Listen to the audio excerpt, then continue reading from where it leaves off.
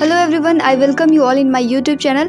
आज का हमारा टॉपिक बेस्ड है दो क्वेश्चंस पर। पहला क्वेश्चन है हमारा कि अर्थ जो है एज ए मैग्नेट क्यों बिहेव करती है, क्योंकि इसमें हम लोग जानते हैं नॉर्थ पोल और साउथ पोल दो पोल्स पाए जाते हैं। सो ये पोल क्यों होते हैं। और दूसरा क्वेश्चन हमारा ये है कि why the weight of body greater at pole than equator, यानी कि जो हमारी बॉडी का वेट है वो इक्वेटर के कंपेरिजन में पोल पर ज़्यादा क्यों होता है।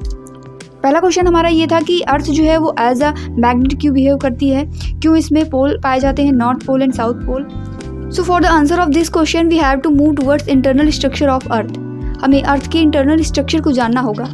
हम लोग जानते हैं कि अर्थ का इंटरनल स्ट्रक्चर जो है कुछ इस तरीके से है, जिसमें ऊपर की लेयर जो है हमारी वो क्रस्ट होती है, जिसमें मेजॉरिटी में एलिमेंट पाए जाते हैं सियाल यानी कि सिलिका और एल्यूमिनियम। जो सेकंड लेयर होती है उसे हम मेंटल कहते हैं, इसमें मेजॉरिटी होती है सीमा की यानी कि सिलिकॉन एंड मैग्नीशियम की। और इसी के साथ साथ लास्ट लेयर जो हमारी होती है कोर, इसमें दो पार्ट होते हैं, एक होता है इनर कोर, एक होता है आउटर कोर। सो इसमें मेजॉरिटी होती है निफे की यानी कि निकल एंड आयरन की। और रिसेंटली एक नई लेयर भी डिस्कवर की गई है इसी कोर में, जिसे इनर मोस्ट कोर कहा गया है। सो इन सब का क्या यूज़ है अर्थ को एक मैग्नेट बनाने के लिए। हम लोग जानते हैं कि निकल और आयरन ये जो हैं मेटल्स हैं, और मेटल्स जो होती हैं उनमें इलेक्ट्रिसिटी की कंडक्टिंग पावर होती है। सो इलेक्ट्रोमैग्नेटिक इफेक्ट की वजह से अर्थ है वो लाइक अ मैग्नेट बिहेव करती है, जिसमें दो पोल्स होते हैं, एक नॉर्थ पोल और एक साउथ पोल। सो जैसा कि यहाँ पर आप देख सकते हैं कि जो अर्थ की इक्वेटोरियल डायमीटर है वो है 12,756 किलोमीटर, और जो हमारी पोलर डायमीटर है वो है 12,714 किलोमीटर। आप देख सकते हैं कि जो हमारी इक्वेटोरियल डायमीटर है वो पोलर डायमीटर से कुछ ज़्यादा है, और यही रीज़न है कि पोल हमारा नज़दीक है। यानी कि अगर हम बात करें इसके सेंटर से, जहाँ पर हमने बात की थी निकल और आयरन पाए जाते हैं, सो उस सेंटर से इस पोल के डिस्टेंस कंपैरेटिवली कम है। तो अगर हम बात करें यहाँ से सेंटर की डिस्टेंस की, तो ये डिस्टेंस कंपैरेटिवली ज़्यादा है। ये दोनों हमारे रेडियस का काम करेंगे। जब ये डायमीटर है तो ये रेडियस हो जाएगी, और इधर की भी ये रेडियस हो जाएगी। बट जो पोल के पास की रेडियस है, जो पोल को कवर करने वाली रेडियस है, वो कंपैरेटिवली कम है। और बात करें अगर इक्वेटर पे, तो ये वाली रेडियस जो है हमारी वो ज़्यादा है। So here question arises, why is the weight of body greater at the pole than equator. So let us see the formula to calculate the acceleration due to gravity.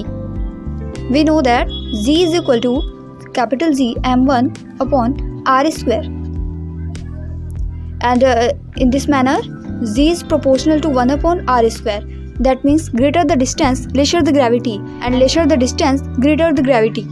Since we know that earth is not spherical, it has geoid shape, but we can see here the radius of pole is less than that of equator. So the value of g is maximum at pole. Due to this, body weighs 0.1% less at equator.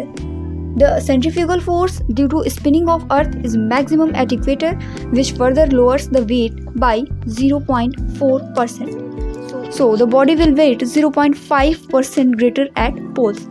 सो हमें ये समझ में आया कि हमारी body का wait जो है वो पोल्स पर ज़्यादा होगा और इक्वेटर पर कम होगा। उसका रीज़न क्या है?